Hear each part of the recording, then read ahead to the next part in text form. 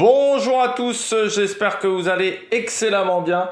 Aujourd'hui, on se retrouve pour parler cyclisme, pour faire le débrief du Trofeo Andrade Mirador des Colomer Pollença entre Andrade et l'école de la Creta, 160 km 900. C'était la troisième épreuve du côté des challenges de Majorque. On est maintenant à mi-challenge de Majorque, on va dire ça comme ça. Une étape qui s'est encore déroulée, une course qui s'est encore déroulée dans des conditions difficiles. N'hésitez pas à vous abonner à la chaîne, à réagir dans les commentaires, à mettre un pouce bleu, à partager la vidéo sur les réseaux sociaux, notamment auprès de vos proches quand vous pensez que ça peut les intéresser. Dans les commentaires, n'hésitez pas à me dire qui vous a plu, qui vous a déçu dans cette course. N'hésitez pas à mettre un pouce bleu, puis n'hésitez pas quand vous abonnez à la chaîne à rajouter la petite cloche, comme ça vous êtes au courant des dernières vidéos qui sortent sur la chaîne. Faites attention quand même, du côté de YouTube, parfois il y a des petites feintes de la part de l'algorithme YouTube. N'hésitez pas à aller voir EPS 2.0 sur Spotify, TikTok également, en ce moment c'est calme, mais je rappelle que cette vidéo est encore réalisée dans des conditions difficiles, sans connexion Internet. Trofeo Andrade, conditions climatiques très difficiles pour les coureurs, avec de la pluie, du froid. Il y avait une descente qui était extrêmement technique sur ce parcours, donc une journée vraiment pas évidente. Vraiment c'était dur. Vraiment, ces challenges de Majorque, c'est pas évident en termes de conditions climatiques, et puis ça va être encore pire là pour ce samedi, parce qu'il y avait de la neige, donc on a même dû rétrécir le parcours. C'est pour ça que je vous ferai pas de la présentation de la course de cet après-midi, qui est peut-être déjà, oui, il est 15h15, moi quand j'enregistre, donc quand vous verrez cette vidéo, cette course sera déjà finie, surtout que le parcours raccourci pour des questions de neige, conditions climatiques très difficiles pour les coureurs, et un peloton qui s'est fait un petit peu avoir par un coureur belge, Kobe Goossen, un coureur d'Intermarché. Toujours se méfier avec les coureurs d'Intermarché. Il est parti à 70 km de l'arrivée avec Wüstebroek. Il a repris l'échappée. Ils ont lâché tous les mecs de l'échappée pour ensuite lâcher Wüstebroek à 20 km de l'arrivée et résister au peloton qui n'a pas réussi à revenir sur Kobe Goossen dans la pluie, dans le froid. Il s'en est extrêmement bien sorti. Donc voilà, c'était vraiment une course intéressante, même si c'est dommage que du côté de la réalisation, on nous propose qu'une heure de direct par jour, ce qui fait que on a 40 km, et là les 40 km c'était plutôt du parcours descendant, donc c'était pas super spectaculaire à regarder pour ce Trofeo Andrade. Trêve de plaisanterie, trêve de blablaterie. On commence tout de suite par les coureurs au top. Attaque de Marlou! Du côté des coureurs au top, je commence avec Kobe Goossen. Eh bien, course très intéressante de la part du coureur belge qui a vraiment fait du très très bon boulot.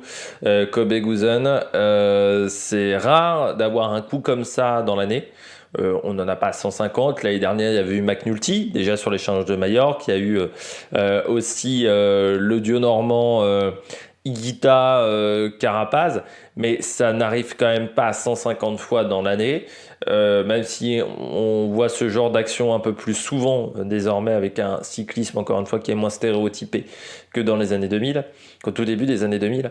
Mais Kobe Goossen, impressionnant. Et surtout, ce qui est fort, c'est que c'est sa première victoire chez les professionnels. Pour un coureur qui n'est pas forcément le plus connu du peloton, donc vraiment fort, et pour un coureur qui a rejoint Intermarché l'année dernière, qui n'avait pas réussi des grands résultats avec Intermarché l'année dernière. Enfin, pas des grands résultats, c'était pas catastrophique par rapport à ce qu'il faisait d'habitude, mais c'est vrai que on n'avait pas senti vraiment le coureur qui était capable de faire un exploit comme aujourd'hui. Alors j'espère que c'est pas un exploit qui sera sans lendemain. Il avait quand même fini 11e de la Coppa Agostini, et puis il avait déjà été bon sur les 3 premières courses du challenge de Majorque, où il avait fini 7 au Trofeo Calvia, 5 au Trofeo Serra de Tramontana et 9 du côté du Trofeo Pollença Port d'Andrade, donc lors de la 3e course. Et ben là, il a été encore très très bon sur cette épreuve. Et donc, première victoire chez les professionnels. Eh bien, c'est très intéressant pour ce coureur qui a 26 ans, qui a commencé en Continental, qui a mis un petit peu de temps en fait avant de sortir des rangs Continental, U23. Il a fallu attendre 2020 pour qu'il fasse sa première saison à la Lotto Soudal en World Tour. Et puis, depuis donc 2 ans, il est chez Intermarché. Il a fait les deux équipes belges, pourquoi pas la Soudal Quick-Step ensuite, ou Bingo dans la suite de sa carrière pour Kobe Gusson, mais c'est toujours intéressant de voir un coureur qui gagne pour la première fois. Il avait déjà fait 7ème lors de sa première course de la saison au Trofeo Calvia. Il aime donc les parcours difficiles, c'est un bon grimpeur Kobe Gusson, mais qui n'avait jamais vraiment trouvé l'ouverture. Vainqueur également du Tour du Jura cycliste en 2019, à l'époque où il était à la Lotto Soudal U23.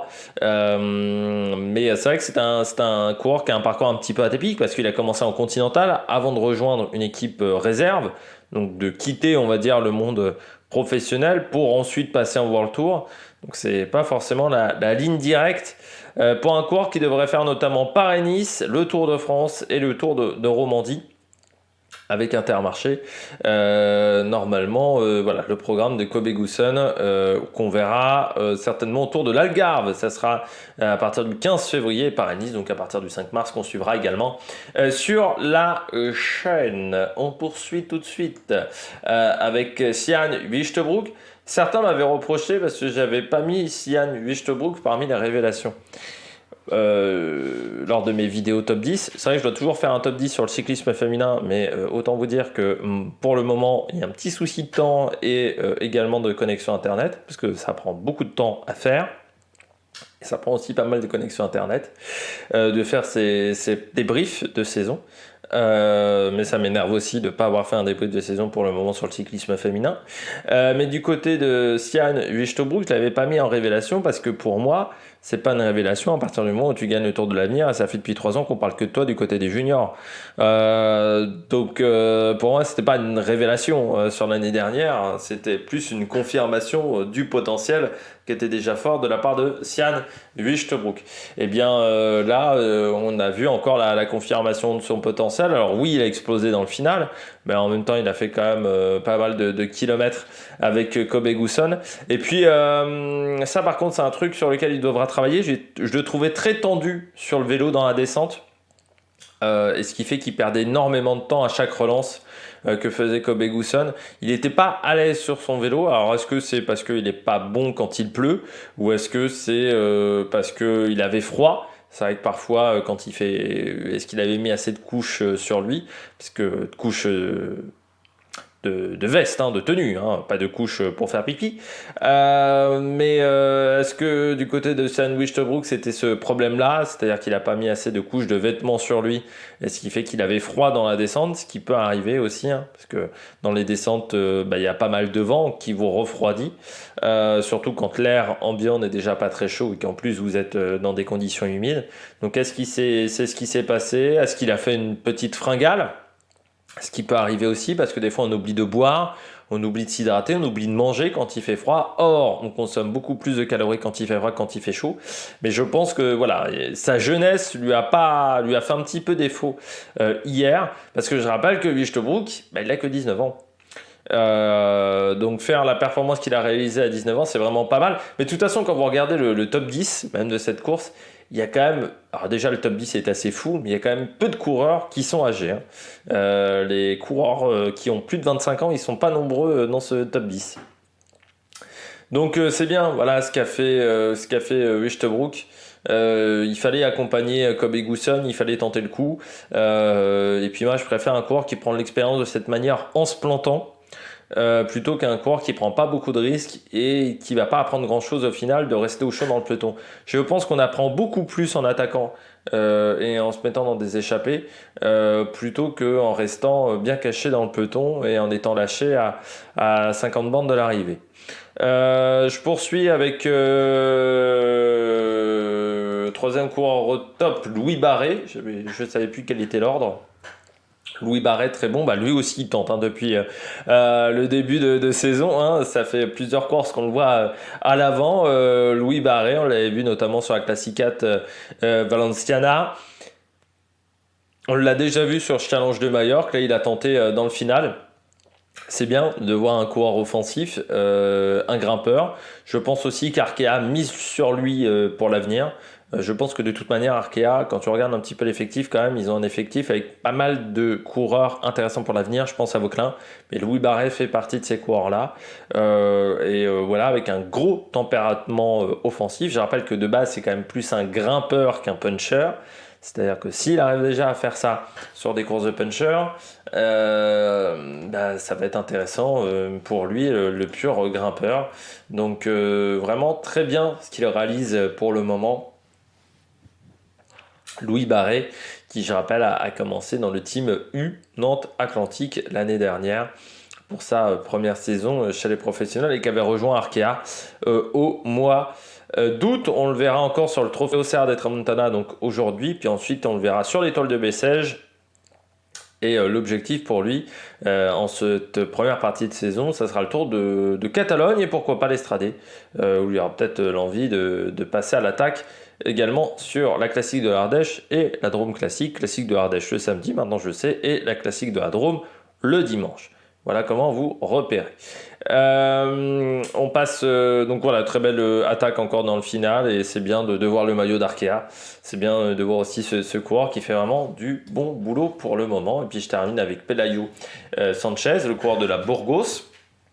Et bien après à Euskaltel, on a vu le maillot de la Burgos.